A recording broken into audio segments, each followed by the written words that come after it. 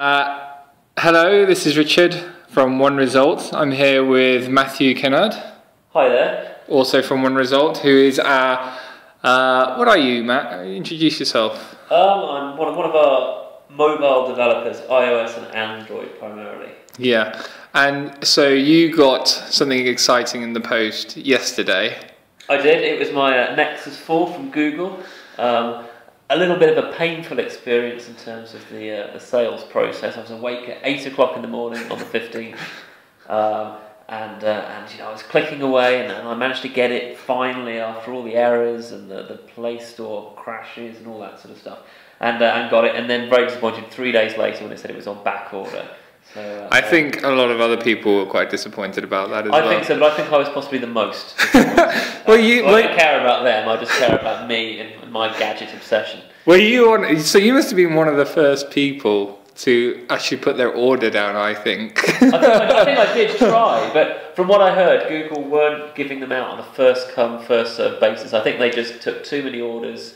PlayStation Store wasn't communicating with their stock. Yeah. So just a bit of a disaster for them, really. Well, this is the video of you when you actually got the Nexus 4. And it took you a bit by surprise, didn't it? Because it just kind of came through the door. And this is sort of like, we didn't really plan it, but we decided to do a video of it anyway. So this is us unboxing it and just switching it on. And it's just a fairly... It's just like unboxing any other phone. They seem to be going for this sort of generic boxing at the moment. But you've had to play around with it since, haven't you? I have. I'm very impressed with the device. I'm a little bit wary of it at the moment. I'm keeping it in a sock currently, because there aren't really any cases available. I've ordered a cheap case for £3.50 off of eBay, but PL From, if you're listening, you need to make some handmade Spanish leather cases quite quickly. Leather cases? They are. I mean, they're not cheap. You're talking sort of 100 euros for a case. But the smell is amazing, and the fins are... I had an ostrich one for a couple of years, and that was just pure luxury. Should we actually talk about the phone, though? Back to the phone, not the case. The performance of the phone. So you've had it, what, 24 hours now? 24 hours, yeah. Performance of the phone is great. Obviously running the latest Jelly Bean, so really buttery smooth. Yeah. Battery life reviews said it's not great, and it'll be fine for me. I'm not a businessman. I'm not out on the road, but I'll be charging it at work. Well, I think it can't get much worse than sort of maybe the iPhone battery. I've heard that that's pretty. Oh no, the iPhone 5 is good better now. They've done some really good stuff there. I mean, none of these phones live up to a good old BlackBerry device, which could last for weeks, or a Palm PDA, which again on 2 AA batteries. When I was a student, that would last me 2 or 3 weeks between changes. So not as great as that, but of course they're a lot more fun.